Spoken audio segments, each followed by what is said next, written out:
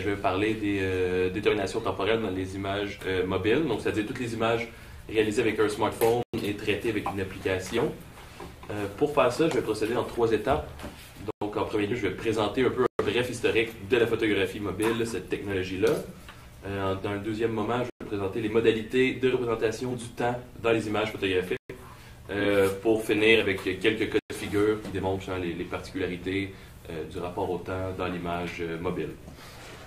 Donc, l'histoire des caméras phones commence en 1999 avec la sortie du VP210 de la compagnie Kyocera, coréenne-japonaise. Donc, c'est une compagnie multinationale. On a un exemple ici. Donc, c'est le premier appareil téléphonique doté d'une caméra. La légende veut, j'ai jamais réussi à trouver la source, mais la légende veut que ça a été créé à la base en 1998 par un ingénieur coréen qui voulait montrer des photos de son fils à la naissance dès qu'il allait naître. Donc, il avait réussi à brancher une caméra numérique et un téléphone cellulaire ensemble pour l'envoyer directement aux gens par MMS, le message texte. J'ai jamais trouvé la source, donc... mais c'est ça. Donc, commence à cette époque-là ce que Daniel Palmer appelle le moment Nokia, donc qui va durer de 1999 à 2007. Nokia, du nom de la compagnie qui produisait beaucoup de cellulaires à l'époque. C'est les premiers téléphones qu'il qualifie de feature phones, dans le sens que c'est des caméras qui possèdent, en plus d'être un appareil téléphonique, plusieurs features, donc notamment la caméra, qui à l'époque souvent de mauvaise qualité, des capacités de diffusion aussi des images, des jeux vidéo, des GPS, donc il y a plusieurs features qui sont ajoutés au téléphone, qui les démarquent des téléphones mobiles qui les ont précédés. Donc ce moment de Nokia-là va durer jusqu'en 2007, qui est marqué évidemment par l'arrivée du iPhone. Donc j'ai ici la première génération d'iPhone qui sort en 2007. Au moment de la sortie, Steve Jobs va dire « We're gonna make some history here today ». Donc déjà lui-même reconnaissait la valeur potentiellement historique du moment. C'est en 2007 qu'il commence que Jan Burgess appelle le moment iPhone dans son article The iPhone Moment, The Apple Brand and the Creative Consumer. Ce qui démarque le moment iPhone du moment Nokia, c'est que les cellulaires, en plus de posséder toutes les features qui existaient avant, comme la caméra, les GPS, les jeux, c'est la possibilité d'avoir des applications, donc ça en fait comme des micro-ordinateurs si on veut, qui ouvrent tout un monde de possibilités. L'importance de ces applications-là est d'ailleurs affirmée par Apple, qui dans une annonce va dire If you don't have an iPhone, you don't have the App Store. Donc, il y a vraiment comme un lien entre les deux. Les applications sont le téléphone et les applications. Donc, c'est ça. Dès 2008, avec l'ouverture du App Store, apparaissent les premières applications de traitement de photographie, comme Camera Bag, qui est un des premiers, si ce n'est le premier exemple. Dans une recension sur le site Macworld, elle est décrite ainsi, et je cite, donc, Camera Bag focuses on emulating styles and processes from some of the most interesting cameras of the past to enhance the mood of an image, and the results are stunning. Donc, déjà, avec les premières applications, ce qui les démarque, c'est qu'elles sont utilisées pour simuler des procédés photographiques anciens, les mêmes procédés, en fait, qui avaient été supplantés par la photographie numérique, dont l'iPhone est un exemple. Donc, Camera Bag est un exemple. Plus connu, en 2009, va arriver Ipsomatic, et en 2010, Instagram, qui est encore plus connu, qui est même devenu souvent une métonymie pour les photographies de cellulaire. Donc c'est ça, ce qui démarque vraiment cette photographie-là, c'est le couplage entre l'appareil de prise de vue et celui de traitement des images. Donc il n'y a plus besoin de passer par le laboratoire photographique ou un ordinateur doté de Photoshop. Comme je le disais, la plupart de ces applications-là sont utilisées pour simuler des esthétiques ou des pratiques rétro ou vintage.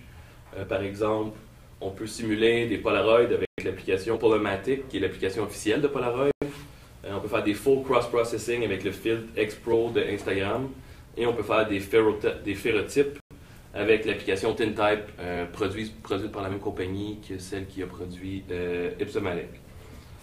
Le résultat de ces simulations-là, c'est que ça vient changer le positionnement temporel des images pour créer littéralement ce qu'on pourrait appeler des fausses vieilles images, qui invoquent un vocable photographique qui rappelle le passé de la technologie et de la technique photographique, mais également les images anciennes, donc celles qu'on pourrait trouver dans le grenier, dans l'album familial ou même dans la collection d'un musée.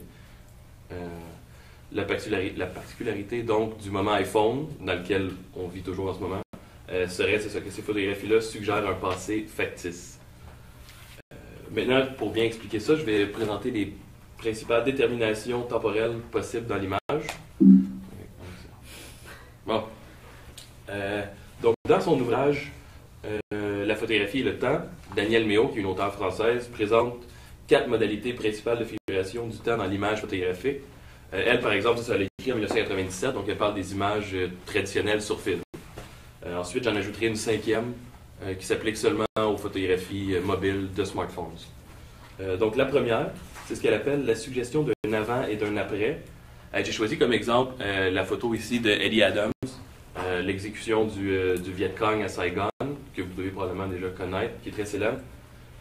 Donc, cette photo-là présente un avant et un après, un moment, dans le fond, une scène chargée de sens tendus.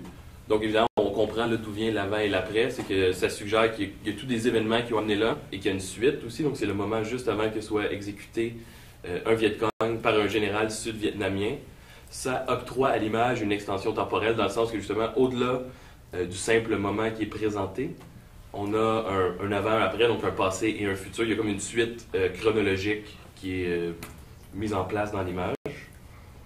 Une autre des déterminations temporelles, c'est ce que Méo appelle le brouillage des formes. Donc, ici, l'image est petite, donc je ne sais pas à quel point on le voit, mais c'est un cycliste. C'est la célèbre photo de Henri Cartier-Bresson. Donc, un cycliste qui est floué par le fait qu'il est passé trop vite devant la caméra pour imprégner nettement la pellicule.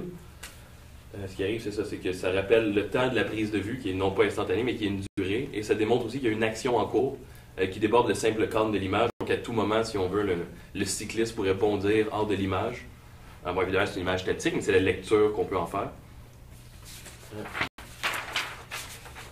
Donc, pour la troisième détermination, c'est ce que Méo appelle l'image composite. Donc, c'est de la surimpression sur une même plaque photographique, pellicule, de plusieurs images tirées d'une même séquence ou d'un même processus. Un exemple de ça serait les photographies, les recherches chronophotographiques d'Étienne Jules Marais, où j'avais décomposé des mouvements, vraiment des tranches de temps sur une plaque. Encore une fois, là, c'est pas tant un moment qu'une durée qui nous est présentée, donc ça octroie à l'image ce que Méo appelle des extensions temporelles. Et dans la même logique, la quatrième, c'est ce que Méo appelle la séquence. Donc, c'est à peu près la même chose que l'image composite, sauf que les images, au lieu d'être présentées, les différentes séquences, si on veut, les différents moments de la séquence, au lieu d'être présentées dans une seule image, sont présentées c'est ça, en séquence, comme elle le dit, donc dans des diptyques ou des polyptyques, qui créent eux aussi une suite chronologique, narrative, qui suggère le passage du temps et que la scène représentait un passé et un avenir. À celle-ci, j'en ajouterai une 5e, que j'appellerais justement l'esthétique ou la post-production, donc l'effet des applications qui a été appliqué sur les images. J'ai pris ici un exemple. Donc, on a une image réalisée en 2014, qui pourtant se présente comme si c'était un daguerreotype ou une plaque photographique de type ferrotype, qui aurait été réalisée, on pourrait le croire, à l'ère victorienne, sont simulés autant la matérialité de la plaque que même les flous. Si on regarde dans les coins, les flous latéraux qui étaient propres aux optiques de l'ère victorienne. Donc, c'est ça. Il s'agit d'une tendance qui existait déjà dans la photographie avant l'arrivée des smartphones. Par exemple, déjà dans les années 80-90, Joel Peter Witkin graffinait ses négatifs, les détériorait pour simuler des daguerreotypes ou des images anciennes. Au début des années 2000, avec l'arrivée de la photographie numérique, il y a déjà des gens aussi qui le faisaient avec Photoshop. C'est Jen Burgess, encore une fois, qui le notait. Par contre, c'est vraiment avec l'arrivée des applications et des cellulaires qu'une photographie de masse qui applique ces principes-là est apparue. Donc, on parle maintenant, c'est ça, que c'est une pratique qui a des millions, si ce n'est des milliards d'adhérents. Donc, pour le démontrer, j'ai choisi quelques cas de figure issus de ma recherche. Déjà, pour faire une recherche sur le sujet de la photographie mobile, je suis tombé face à plusieurs problèmes, notamment juste le volume potentiel du corpus d'images. Pour donner une idée, sur le site Instagram, selon le site officiel, le réseau Instagram recevrait 70 millions d'images par jour. Le plus important site de partage d'images au monde, qui est Facebook, en 2010, recevait mensuellement 3 milliards d'images. Donc, on peut savoir que c'est un corpus potentiel qui est composé de milliards, si ce n'est de billions d'images. Donc, pour pallier à la difficulté de créer un corpus d'études pour étudier ce phénomène-là, évidemment, j'ai abandonné la volonté de faire une étude exhaustive pour plutôt tenter de dresser un corpus qui serait panoramique, si on veut, qui présenterait les particularités de cette pratique. Donc, pour ce faire, j'ai appliqué une méthodologie de recherche en crowdsourcing, qu'on appelle aussi parfois en français externalisation ouverte. Donc, j'ai sollicité la participation de photographes mobiles pour qu'ils et elles m'envoient des images qu'ils avaient réalisées eux-mêmes afin de compiler, de créer une banque d'images qui serait mon principal corpus d'analyse. De cette étude-là ressortent les particularités suivantes. Donc, plus du 2/3 des images, en fait, c'est exactement 66% des images qui présentent clairement une esthétique vintage ou rétro, qui est un pastiche de photographie argentique. Donc, par exemple, j'ai l'exemple ici, donc une image réalisée, c'est un Polaroid, mais c'est en fait un faux Polaroid, évidemment, qui a été réalisé avec un iPhone. J'ai ici une autre image similaire à la figure 7 que j'avais présentée tantôt. Encore une fois, un arbre, donc un sujet un peu intemporel, si on veut, donc qui peut facilement être vieilli. Encore une fois, c'est une simulation d'un daguerreotype ou d'un ferrotype.